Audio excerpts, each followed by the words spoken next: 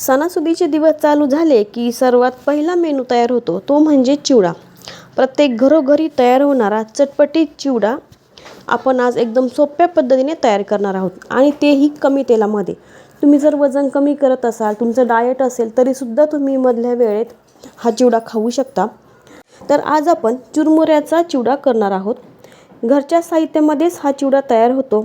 यामध्ये कुठलेही बाहेरचे मसाले टाकलेले नाहीत, त्यामुळे तुम्ही डाएटसाठी सुद्धा हा चिवडा नक्कीच खाऊ शकता. चला तर मग वेळ न घालवता लगेच रेसिपीला सुरुवात करूया. तर इथे मी 1 किलो चुरमुरे घेतलेले आहेत. स्वच्छ निवडून चाळून घ्यायचे. मुरमुऱ्यांमध्ये कधी कचरा असतो किंवा मुरमुऱ्याचा सुद्धा भुगा कधी झालेला असतो, त्यामुळे ते चाळून घेणं गरजेचं आहे. यानंतर पावसाळ्याच्या दिवसामध्ये थोडेफार जे चुरमुरे आहेत ते नरम पडतात, त्यामुळे आपण भाजून घेणार आहोत. तर जाडबुडाची कढई अगदी गरम करून घेतली आहे आणि गरम केल्यानंतर गॅसची फ्लेम जी आहे ती एकदम कमी करायची आणि कमी फ्लेमवर आपल्याला 2 ते 3 मिनटं चुरमुरे चांगले भाजून घ्यायचे. कंटिन्यू आपल्याला हलवत राहायचे जेणेकरून ते सर्व चुरमुरे व्यवस्थित भाजले जातील. 2 बॅचमध्ये मी चुरमुरे भाजून घेतले. आता लगेचच आपण बाकीचे मसाले देखील भाजून घेऊया. तर मी इथे 2 पळ्या तेल टाकले. खूप जास्त तेल मी इथे टाकलेलं नाही. अगोदर सांगितल्याप्रमाणेच कमी तेलामधला हा चिवडा आहे. तर अर्धी वाटी मी इथे शेंगदाणे घेतलेले आहेत आणि यामध्ये चिमूटभर आपल्याला मीठ टाकायचं. त्यामुळे शेंगदाणे जे आहेत ते एकदम खरपूस आणि छान भाजले जातात, एकदम कुरकुरीत मस्त होतात. तर शेंगदाणे जे आहेत ते आपल्याला कमी गॅसवर एकदम कुरकुरीत होईपर्यंत तळून घ्यायचे. छान कडक झाले की लगेच ते काढून घ्यायचे आणि कढईमध्ये बघा तेल शिल्लक आहे. याच तेलामध्ये आपण फुटाण्याचं जे डाळ असतं ते भाजून घेणार आहोत. डाळ जे आहे ते जास्त आपल्याला भाजायचं नाही आहे. थोडंसं फुललं की लगेच ते आपण काढून घेणार आहोत. जास्त वेळ जर आपण ते तळून घेतलं तर ते कडक होतं. अशा पद्धतीने फुटाण्याचं डाळ देखील आपण व्यवस्थित तळून घेतलं आणि आता आपण कढईमध्ये तेल टाकून घ्यायचे. बघा फक्त 2 चमचे तेलामध्येच आपण शेंगदाणे आणि फुटाण्याचं डाळ जे आहे ते व्यवस्थित असं तळून घेतलं. आता पुन्हा कढईमध्ये तेल टाकून आपण 1 वाटी सुकं खोबरं घेतलं. अगदी बारीक पातळ उभे काप करून घेतले होते सुक्या खोबऱ्याचे. ते व्यवस्थित आपल्याला सोनेरी रंग येईपर्यंत खरपूस असे तळून घ्यायचे. असं काही नाही की कमी तेल टाकलं त्यामुळे चिवड्याची चव बिघडेल की काय, तसं अजिबात होत नाही. एकदम खमंग आणि चटपटीत असा हा चिवडा तयार होतो. कमी गॅसवर एकदम खरपूस असं खोबरं भाजून घ्यायचं. जास्तसुद्धा भाजायचं नाही आहे. अशा पद्धतीने सोनेरी रंग आला की लगेच खोबरं काढून घ्यायचं आहे. आणि आत्तासुद्धा कढईमध्ये तेल बाकी आहे. त्यामध्ये मी फक्त 1च चमचा तेल टाकून घेतलं आणि लगेचच उभा पातळ असा चिरलेला लसूण टाकला. तर लसूण मी भरपूर टाकलेला आहे चिवड्यामध्ये. 1 वाटी लसूण होता. तुम्ही लसूण ठेचूनसुद्धा घेऊ शकता. मी इथे उभे काप करून घेतलेले आहेत एकदम पातळ.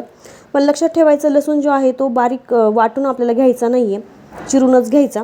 लसूण अर्धवट व्यवस्थित परतून झाला की त्यामध्ये बारीक चिरलेली अर्धी वाटी हिरवी मिरची मी घेतलेली आहे.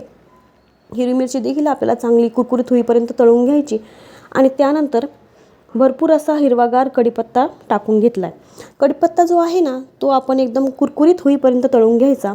कढीपत्ता, हिरवी मिरची आणि लसूण हे जे 3 जिन्नस आहेत ते व्यवस्थित आपल्याला तळून घ्यायचे असतात. थोडे फार जरी ते नरम राहिले किंवा कच्चे राहिले तर आपला चिवडा लवकर खराब होऊ शकतो, लवकरच तो नरम पडू शकतो.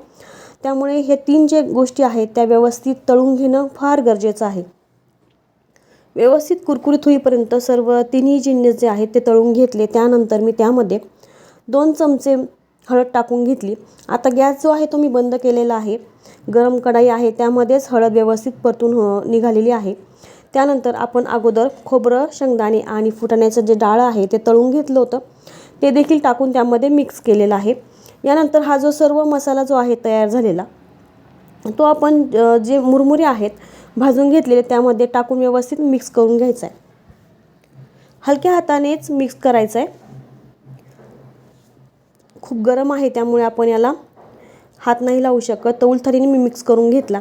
तर परातीमध्ये ते सांडत होतं त्यामुळे मी त्याच कढईमध्ये थोडे मुरमुरे टाकून सर्व मसाला जो आहे तो अशा पद्धतीने मिक्स करून घेतला.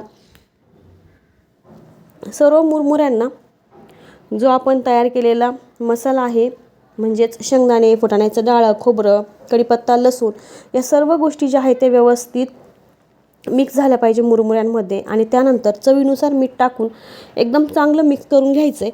तर या मुरमुऱ्याच्या चिवड्यामध्ये मी साखर टाकली नाही. हवं असल्यास तुम्ही या ठिकाणी 1 ते 2 चमचे पिठी साखर टाकू शकता. बघा अशा पद्धतीने एकदम कुरकुरीत असा हा चिवडा तयार झालेला आहे. एकदम मस्त चटपटीत तयार झाला.